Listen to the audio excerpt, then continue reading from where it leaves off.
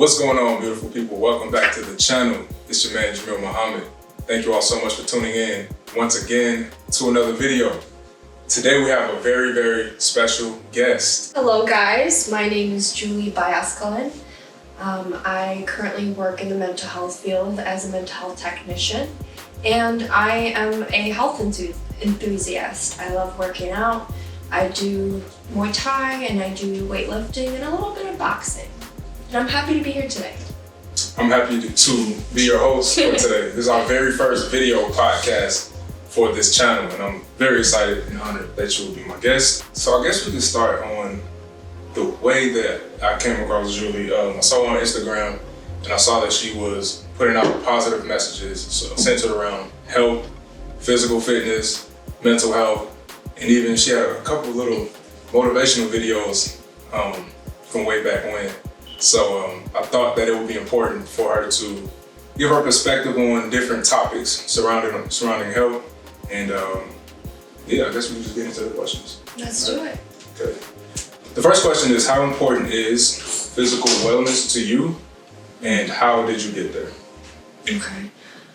Physical wellness is a very important part of my life. I'll say like top 3. And I really didn't notice how important it was until quarantine, and we were not allowed to go to the gym and we were all isolated. And I just saw my mental health just going down super fast. And then as soon as I started to work out again, work out outside and, try to do what I can do with my situation, it went back up. Right. So it goes hand in hand, physical and mental health. What were you going through at that time where you felt like, I need to just take some action right now, I have to improve my mental health? Mm-hmm. Like, what was going on? What was going on in your head at that time where you decided to make that change? Mm-hmm. Well, I just didn't want to be depressed. Right. I didn't want to be, not getting things done, just feeling bad about myself and unhappy. Right. And I was like, enough is enough. There is a certain time. There needs to be a certain level of, obviously, you processing your feelings and allowing yourself to feel and letting yourself know it's okay to feel, but then after a certain time, you need to put action into it and say, okay, what can we do from here? Right. And I've noticed one of my mentors from undergrad, he was saying that he was one of those really, really macho men. He was just like, he told me, he said, Jamil, you need to, he's like, you're going to be sad for about 10 to 15 minutes. Mm-hmm. Then after that, you gotta get out of it. You gotta escape from it. Like right. you can't just incubate in that emotion. Mm-hmm. So it's important to acknowledge the emotion, and even if you could figure out the root, acknowledge it, but don't stay there. Yeah. Let it pass.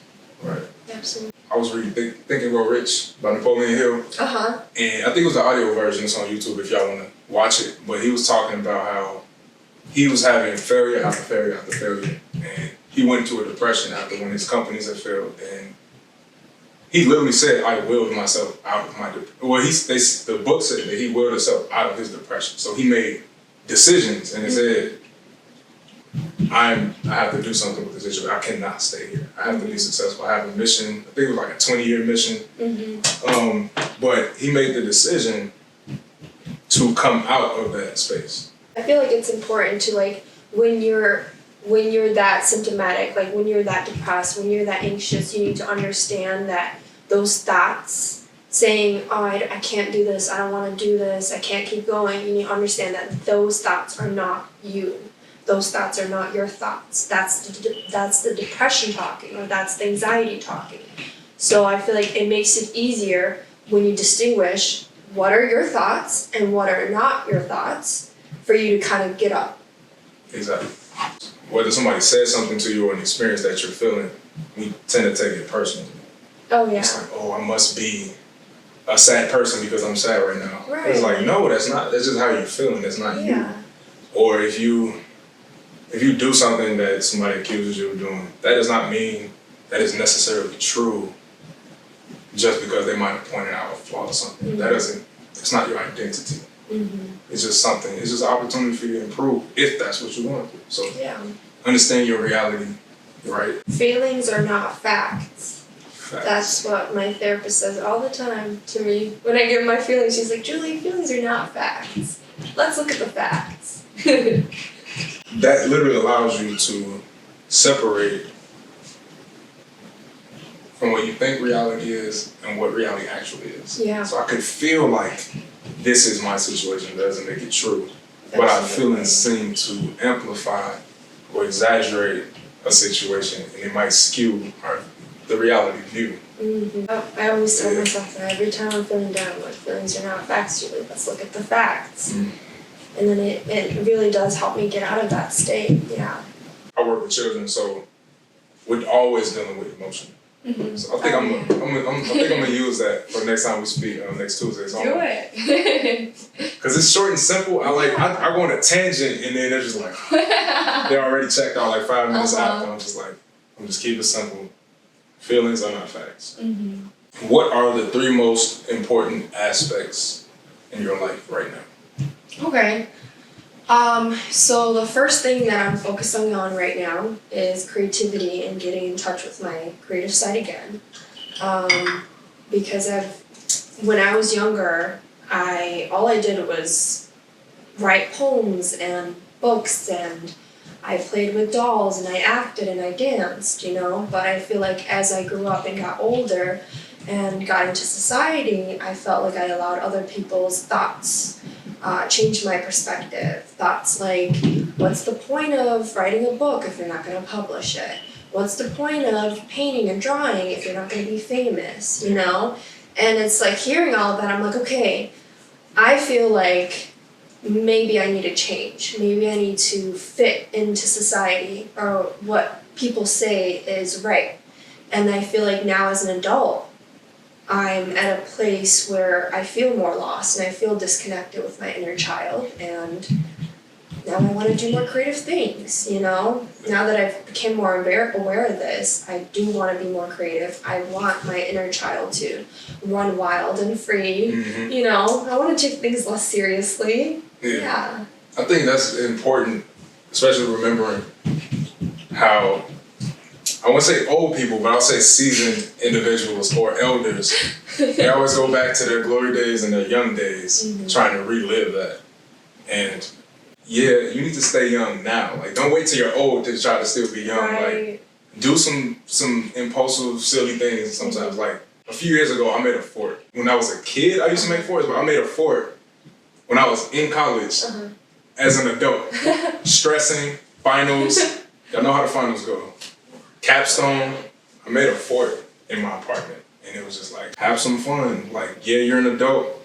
That doesn't mean you have to be an adult, meaning you have to take everything so seriously. You can't have a sense of humor. You have to walk around with this stale face and can't joke around. And man, don't take life so seriously. Every person that has lived life for years said, don't take it so seriously. Enjoy where you are. Right. So I'm enjoying where I am, and I'm gonna jump off the couch. The second thing that I'm focusing on is just thoughts and becoming aware of my thoughts. And especially when I start new projects, because I have a lot of negative habitual thoughts that come in my head. If something is hard, I think thoughts like, let's say for example, I have a basketball and I'm trying to shoot, right? And I miss. And I have thoughts like, oh, man, I suck at this. Or like, oh my God, I'm such a failure, right? Yep. And that feeling arises of me being a failure. But I've been working on just pausing and noticing that thought and saying, okay, you feel like a failure, but those are feelings. Let's look at the facts. Are you really a failure? Where are the facts in your life that said that you're a failure? That goes back to what you were saying earlier, like these situations don't define you. So I could mess up, I could do something clumsy as I usually do. Would I call myself a clumsy person?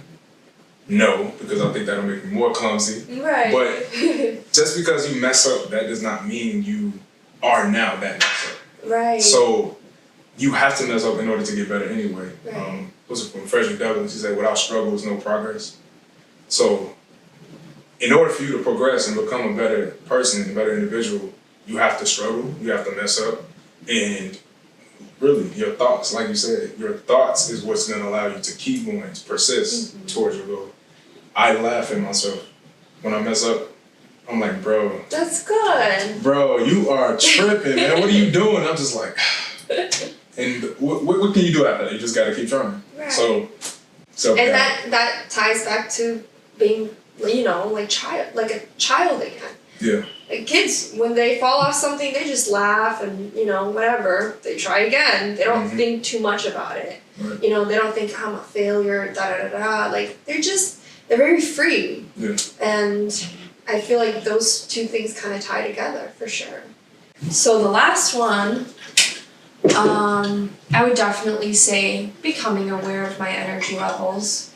And, you know, your energy, everything is in a cycle. You know, we're like the moon, we go through phases. And like the seasons, you know, there's a season for growth, there's a season for rest. And I feel like that's the same throughout your day. You have days and times where you're more energized, and then there are times where you're least energized. And I've been reading this book, In the Flow, and it's been teaching me not only do you need to know your energy levels throughout the day, but also throughout the month, especially for women in our, you know, menstrual cycle. It's so important. Yeah, so that's another thing I've been kind of just like paying attention, taking note of. You know what, every month this week I'm, you know, really tired. So let me prepare for that, you know? Like, as women, what should they be aware of? Okay, so one of the main things, I love this, is it basically talks about how a lot of our society runs on, we kind of applaud toxic masculinity, where we're like, yes, produce, being busy all the time, and constantly working is applauded, you know? And I feel like women, we've been kind of, same as males, you know, everybody basically, we've been kind of conditioned that's the way to be. You're, you know, when someone asks you, how are you doing? You say, oh, I'm busy. Like, it's a badge. Like, it's something to be proud of, you know? But that book really focuses on channeling your feminine energy, and this is not just for females, too. This is for males. Males and females, we all have both masculine and feminine energy within us. And it's important to be balanced. So the book really goes into getting into your feminine energy and respecting that, allowing things to come to you. You know, understanding that there's a phase for working, and then there's a phase for rest, and then there's a phase for contemplation. That working, definitely masculine, hard, grind. You know, that's where you're trying to stimulate some growth. But you can't even have that growth if you don't have the feminine aspect. So the rest, recovery, go get a massage. Like, not even just when it comes to the gym, but in life, whatever you're pursuing, you have grind time, but you need to have time to rest. If you don't, you're not going to do anything but keep destroying yourself. Oh, yeah. Just like the hormone cortisol, it's important for, they call it the stress hormone, for breaking things down. But you have to give yourself time to build back up. Be patient with yourself, and you can grow while you're being patient with yourself. That's self-love to me. Patience with yourself. Oh, yes. Send some help, please. I need help plenty. All right. Okay, question number 3. What is the most effective way to manage your time so that you are productive? Okay, so kind of like tying back to what I just said about energy, I think it's important to be aware of your energy levels. Not mine or his, your energy levels, because everybody's different. I might be a morning person where I have more energy in the morning, and then, you know, he might be a night person where he has more energy at night and he's more creative at night, you know? So I think it's important to become aware of your daily energy levels and then adding your routine to it. Routine that supports your energy levels. So for example, let's say I have more energy in the morning, so I want to wake up in the morning, right? And certain habits bad habits will kind of get in the way of that. So what I've noticed is first thing in the morning, I love going on my phone and just scrolling. Yeah. See who posted what's going on social media. And I feel like it just sucks me in, and then I spend a whole hour in bed. Now, that energy that I could have spent towards doing something important, no, I spent it, scrolling on Instagram. So I feel like it's important to know that if you know these habits of yours, you can, put barriers. So what I do now is I have a rule. I have 3 tasks in the morning that I get done, and then I reward myself with social media. Or I put on a podcast in the morning. And that keeps my mind busy, so I'm not inclined to be on my phone. That aspect is key. Yes. Because we live in the world of instant gratification. Oh, so anything, we get the reward before we do the work. And it's like, that's backwards. We're supposed to work first, then get the reward later. So, and I'm guilty. I mean, I wake up and it's like muscle memory at this point. Yeah. I'm just going on my phone and looking Instagram, Twitter, Facebook, everything. And how is this adding any value to my life? Is this part of my routine? Like you said before, the routine is key. Is this part of my routine? Is this making me better as a human being? Not really. No, I'm not being productive. I'm just scrolling. Then I'm losing energy because my attention is just on pretty much nothing. I'm not productive. So that can't be a key for my productivity. So it's difficult because it's so habitual, but it is becoming a large part of my routine. Taking a break from it and then rewarding it later. Yeah. On to the 4th question. I want you to share a life-changing or impactful story that dramatically changed your life. This was a time where I had just gotten out of a very toxic relationship, and I was very unhealthy attached to that person, and going through the breakup was very difficult for me. I was going through depression, basically, and one night I was like crying right before bed, and I was just, I've never been, prior to this, I knew that there was a higher power, but I didn't, it just never really was in my reality, I guess. I wasn't aware of spirituality or anything of that sort, but I just was so desperate. I was like, let me pray. So I prayed, and I was like, I was just like, I can't do this, I'm having a really hard time, I need help, I need guidance. And I was like, as I was dozing off to sleep, I was thinking, I wonder what so-and-so is doing right now, right? And then I go to sleep. And then in the dream, it was a very interesting dream. Like, in the dream, I hope you guys have seen The Grudge. Absolutely. Yeah. Several times. Yeah. She's so scary. It's one of my favorite movies of all time. Oh gosh, I'm so scared of her. So she was in my dream. So it was like, it was crazy because I heard my brother scream. I have an older brother. And I ran into the hallway, and he was at the top of the stairs. I was at the bottom, and I'm looking at him, and there's the Grudge, basically, someone similar to her, kind of like just like taking over his body. It was like just black clouds, and I got so freaked out, obviously, because that's my brother. So I closed my eyes and I screamed. I was like, ah! And then I opened my eyes, and we switched places. So my brother was safe, and now I was at where he was. And then I realized, I'm like, oh, shoot, like, that girl is behind me. And next thing you know, like, everything just changed. Like, it's like we changed from a different scene, and we were, like, in this room, and I saw this girl standing in front of me. I couldn't really see the details of her face, but I felt her energy, and I knew that she was me, but her energy felt different. She felt divine. Right. And she basically looked at me, and she's like, Julie, it's time to let go. This is not good for you. It's time, And she's like, I have to go now, but before I leave, I'm going to give you one wish, right? And I was like, okay. I'm like, I want to see what he's doing right now. So she takes me to his room, and I see what he's doing, and she's about to leave. And I'm like, wait, so what are you? I'm like, are you God? Are you an angel? What are you? And she started laughing. She's like, something like that. And then I was like, okay. I'm like, so when can I see you again? And she's like, I'm always here. It's like, whenever you need me, I'm always here. And then after that, I woke up from the dream and I felt like just so connected. And that's when really like my spiritual journey started, through that dream. Like after that, I started getting into spirituality. I started getting into fitness. That was a very pivotal moment in my life. Have you seen that? So like a cartoon is like Christmas Carol or something, when like the ghosts of his past are coming to, like that's what it felt like to me. I was like, you're gonna give me a wish? I was like, okay.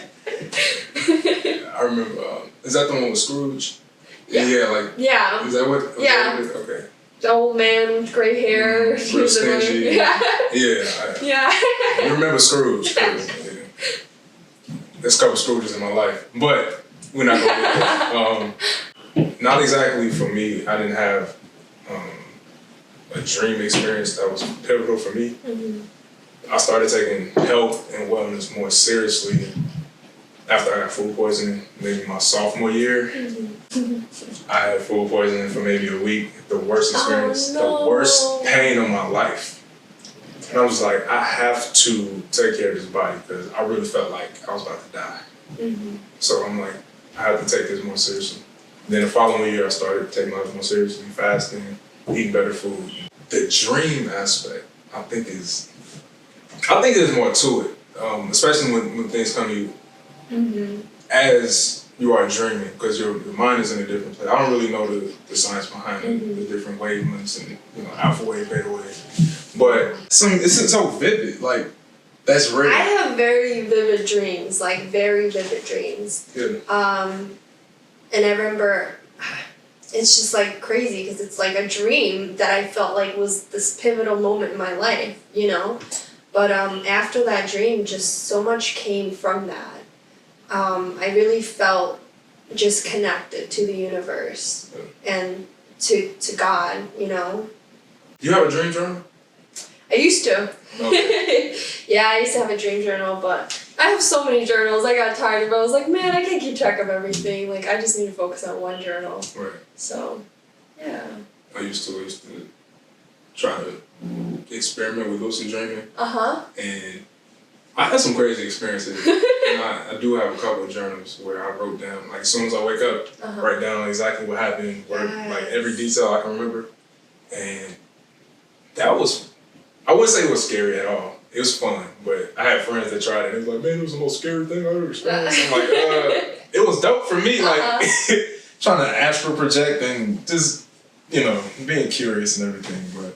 Yeah, I feel like everyone's experience is so different. You know what I mean? Yeah. Like, I feel like my experience of getting into spirituality and faith was through a dream. But then other people's is different, But I think the main point is, having faith and having some sort of, you don't have to believe in, like, one specific thing, but just believing in something divine, and knowing that there's a path for you, and trusting that. Yeah. Especially in this time, there are many paths, but I think the destination is the same. So you have many doors. You can go through this door, go through that door, but there's one reality, one truth. I think there are many paths to the same destination. My path could be different from another person's. That doesn't mean that they're not getting to truth, but that doesn't mean truth isn't along their path. Mm-hmm. Buddhism. Oh yeah. I wouldn't really, a lot of people get confused with what I talk about and stuff, because they're like, oh, so you're religious. And I'm like, no, I'm not. I'm spiritual. What that means is you're open to everything but attached to nothing, right. And I find religion beautiful. Because when I meet people that are religious, they give me, they talk and they give me all these ideas. And when I see it, I just feel like every religion is so unique. It just kind of shows how different people are, but yet they all believe in a higher power. Right. You know what I mean? So, like, that's awesome. Mm-hmm. But everyone's different. What they believe is different, but it's the same thing in a sense, for me at least. Yeah. But that was my experience. Like, you could have this style of doing something. You could have this style of doing something. You could have jiu-jitsu, you could have judo, you could have karate. Is it form of self-expression? Yes, that's the truth. And before we go, I wanted Julie to share anything that she wanted to leave the audience with, social media tags, advice, takeaways. You guys can follow me on Instagram. Follow her. It's july.bay, B-A-Y.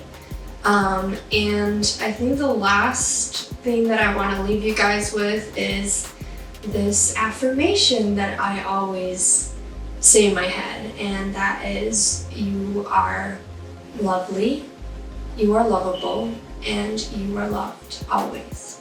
Don't forget to follow her. I'll put her Instagram, her social media tags in the description. Don't forget to like this video, subscribe, and leave a comment. And don't forget to support the Patreon. We have a brand new Patreon page created for this channel. If you would like to support, please do so. Thank y'all so much for tuning in. Once again, we out of here. Peace. Yay! Jesus. We did it! It only took 13 hours. Okay.